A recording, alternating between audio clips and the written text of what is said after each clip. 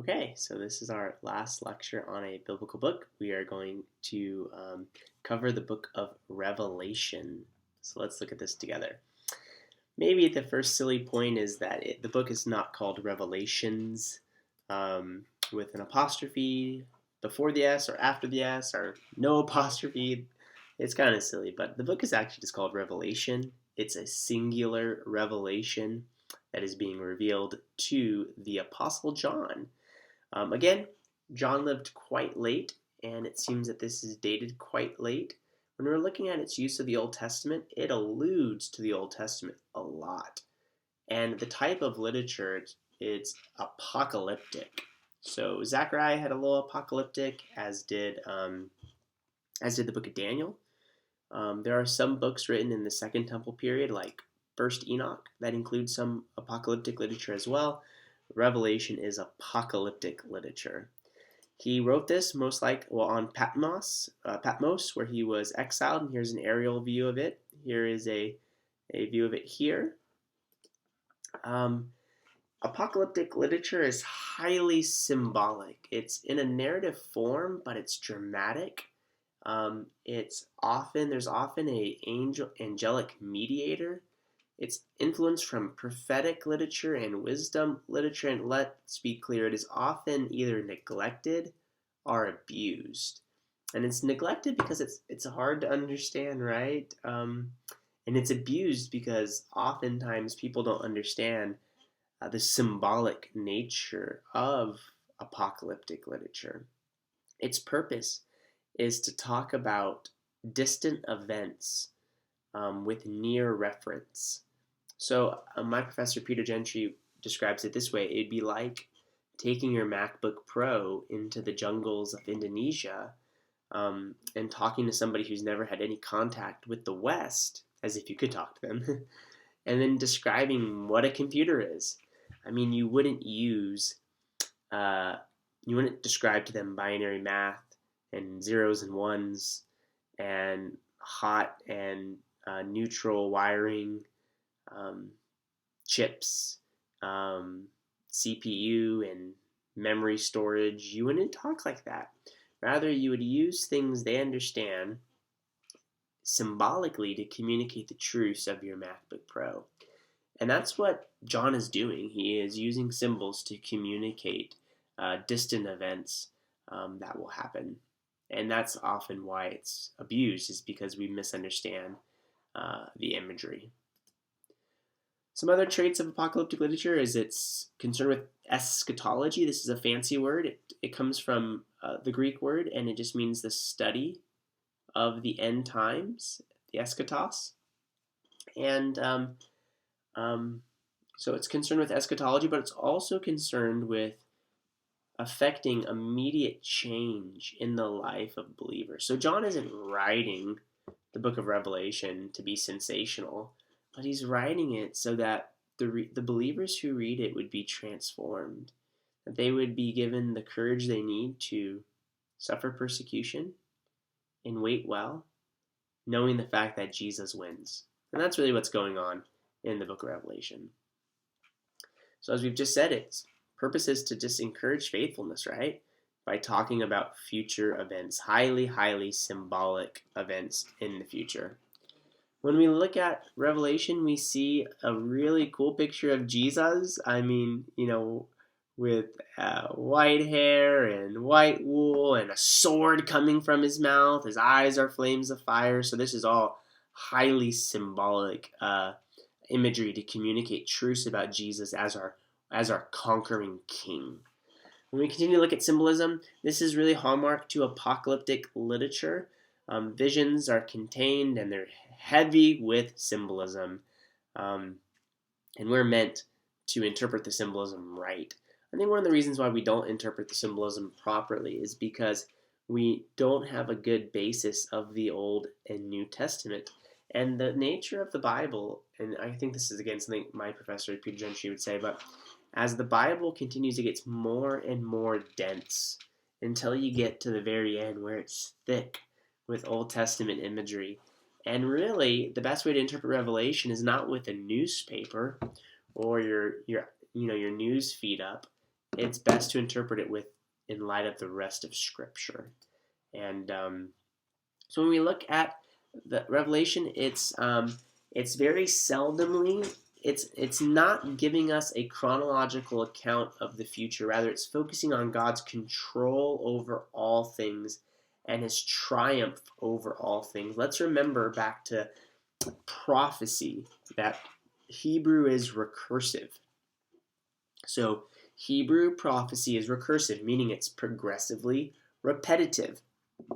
So Isaiah, for example, will repeat the same idea from 6 or 7 perspectives, and he will repeat the same idea. Zechariah does it from 3 perspectives, and the idea is to give God's people a full-orbed picture of a particular topic. And I think that's what's going on in Revelation.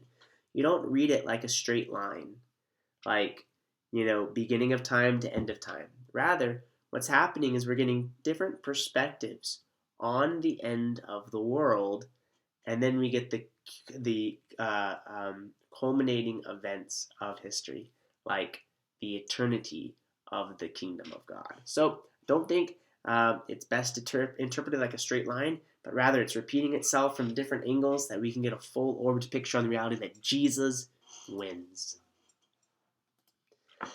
The big focus, as we talked about, is on how God exists. Clearly a Trinitarian perspective throughout the book, and about how Jesus is the Son of God. We've already talked about these ideas, so we'll skip it. So the book begins with this appeal to 7 churches. Here they're listed right here, and here's a map of them in Asia Minor. This is generally the region of some of Paul's missionary journeys, and generally the place of where 1st and 2nd Peter were written to. Not exactly these churches, but Bithynia, Cappadocia, this general area. So a lot of the early church is interacting in this area. Of course, Israel would be down here, Syria here, Asia Minor, Greece, and then Italy would be way over here if we had it on the map. Okay, the 7 churches. I don't think I'm going to go over this in a lot of detail, but here is a overview of them. The Church of Ephesus, Smyrna, Pergama, Thyatira, Sardis, Philadelphia, and Laodicea. Here we see that the need for them to stand firm in the faith. Many of them are doing good things, and yet many of them are not persevering well. So Ephesus abandoning their first love. Pergama entertaining heresies. Thyatira tolerating false prophets. So we're seeing the issues that 2 Peter and Jude and 1st and 2nd John are dealing with, right? Being dead in their good works. Again, the issue of James and 1 John. And yet we see good things. The ability to test truth and stand firm under persecution. Being firm even though Satan's grip is strong. So we see these churches doing well and doing poorly, and yet the call to stand firm in the faith. We see that worship is significant in the book of Revelation. We see at key points in Revelation 4, 5, and 7 about how people are worshiping Jesus, which is an important distinction, the Father and Jesus, for what Jesus did on the cross. We've already talked about some of the images of Jesus, but he is imaged as the Ancient of Days. That's an image of God in the book of Daniel. He is the Lamb who was slain. He is the King, the Conqueror, and the Vindicator of God's people. And then we get this, this repetition of 7, which is symbolic of completion, is found throughout Revelation, the 7 churches. And now we see the 7 seals, the 7 trumpets, for example. So we see these 7 seals in Revelation 6, from the first one being the white horse all the way down to the 7th. But notice the 7th isn't initially mentioned. Rather, we break out into these 2 visions of the same reality. So remember, Hebrew is recursive, and here we get 2 pictures of God's people. On the one hand, 144,000, which is symbolically referencing God's people. This is not to be interpreted literally, as 144,000 from national Israel. You know this because not every tribe is represented. So, for example, the tribe of Dan is not there. This is not a literal number. And we know that because in the next verse, John talks about how there's a multitude from every nation that is innumerable. Well, these are two perspectives on the same reality. On the one hand, you have the complete number of God's people saved, and you have a multitude of people from every nation. These aren't two multitudes. This is one multitude described from different angles, interrupting the seventh seal. And then we get the seventh seal in Revelation 8. But we see it also marked off after with 7 trumpets. So again, we get this repetition of 7. And again, there is a break, right, with the 7th trumpet that's to come. So what I think what's happening is that John has given us these different perspectives of eternity, or of human history, and then he brings us to the edge of human history and he stops for some interlude. And then he shows us again the history of God's people marching to the end of history from a different perspective. So we have the signs, and then we have the trumpets. Here is the 7th trumpet again, like the 7th seal, the thunder and the lightning, the earthquake and the heavy hail. So this is on the edge of eternity now. We get this apocalyptic imagery now about this war between the woman and the dragon and the first and second beast, as well as the mark of the beast, which is highly, highly misunderstood. Some people thought that the COVID shot was the mark of the beast, or a credit card chip in your arm is the mark of the beast. You cannot accidentally take the mark of the beast. Let's be very, very clear on that. It doesn't just sneak up on you or trick you, right? This is something intentional that people do to give their lives over to this world. So notice the similarity between the mark of the beast on their foreheads and in Deuteronomy 6, how they are to bind the law of God on their foreheads. So we have this idea that like your submission to your authority, like the sign of the beast is just submitting to this world. And whether or not it manifests itself in a physical sign or not is not the point. And I would even probably say it's not manifesting itself in a physical sign. Rather, it's a reflection of giving your heart to this world, or not persevering to the end. When a believer does not persevere to the end, they are taking the mark of the beast. It's actually much more theological. When you say yes to sin and no to Jesus because you want to, when you say, I'm going to give myself to an identity different than Jesus because it fulfills me better, you are taking the mark of the beast, whether or not it's money or sexual fulfillment or fame, whatever it may be. That's what we're dedicating our life to. And the call in Revelation is to persevere till the end, because Jesus wins. Friends, he is worth persevering to the end. And I think that's what's going on here with the mark of the beast. So we have these, again, these sevens, the 7 seals, the 7 trumpets, angels, and plagues. What's happening here is John is saying figuratively about how Jesus has control over all things. Like he is the one orchestrating history to its climactic moment where the old creation fades away and new creation is inaugurated and here. We could probably skip some of these slides. At the end of Revelation, we learn about a judgment seat where those who persevere to the end are brought into eternity, and those who reject Jesus are judged and thrown into a lake of fire without end. And this is truly terrifying. Jesus talks about this at the end of Matthew. This is a place that's described with images like eternal fire and a worm that does not die. It's a place of dying where you never die. And that's horrific, right? And that is the place where people who reject the kingship of Jesus, they do not love Jesus, they reject him. God gives them what they want, and that is hell.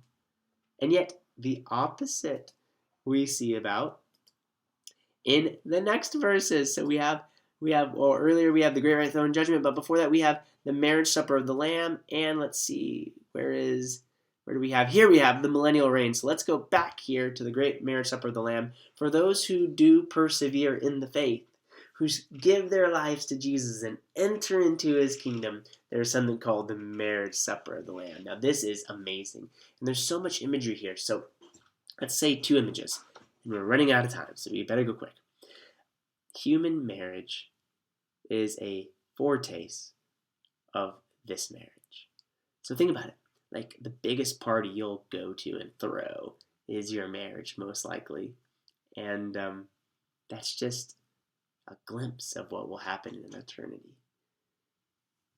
Or think about the Lord's Supper, where we feast on the bread and the juice until his second coming. And Jesus says, I will not eat it again until I eat it with you in my Father's kingdom. Meaning, we will feast with God for eternity. And the marriage supper of the Lamb, or the Lord's Supper, is an appetizer that whets our appetite for eternal feasting. And that's the place where God's people will live forever with him. Those who have surrendered their life to Jesus and who have trusted in his kingship will live forever with him, feasting in joy.